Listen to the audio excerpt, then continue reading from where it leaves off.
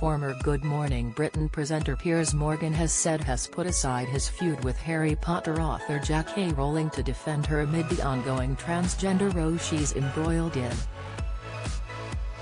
The TV personality, 56, branded the treatment of the author an absolute disgrace amid the backlash she is facing for airing her views on sex and gender publicly.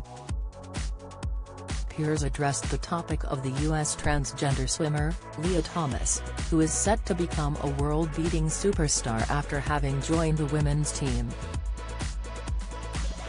He wrote that the swimmer previously competed unsuccessfully on the University of Pennsylvania men's team. Piers branded the move grotesquely unfair in a new column but added that anyone who criticizes the move is immediately branded transphobic.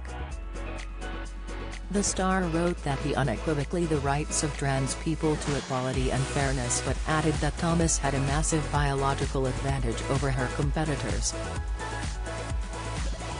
Piers went on to write that defenders of women's rights are frequently subjected to the intolerant cancel culture mob, claiming that they try to destroy careers and lives for the cause. The former Life Stories host looked to the case of Rowling as an example who has received death threats over the matter on Twitter. Yesterday, the best-selling author hit back at Russian President Vladimir Putin, who compared the cancellation of the Harry Potter author to the sanctions placed upon Russia for invading Ukraine. In a speech, Putin said, "They cancelled Joanne Rowling recently, the children's author. Her books are published all over the world, just because she didn't satisfy the demands of gender rights. They are now trying to cancel our country. I'm talking about the progressive discrimination of everything to do with Russia." The author, who also uses the pen name, Robert Galbraith, strongly refused the politician's claims and in view of her 13.9 million followers, retweeted a BBC article about Alexei Navalny, a Russian anti-corruption campaigner who is currently in jail, and expressed her allegiance with Ukraine. Critiques of Western cancel culture are possibly not best made by those currently slaughtering civilians for the crime of resistance, or who jail and poison their critics. #I stand with Ukraine, wrote Rowling. Piers slammed the treatment of the author, adding in his piece for The Sun, "But the way she's been treated has been an absolute disgrace."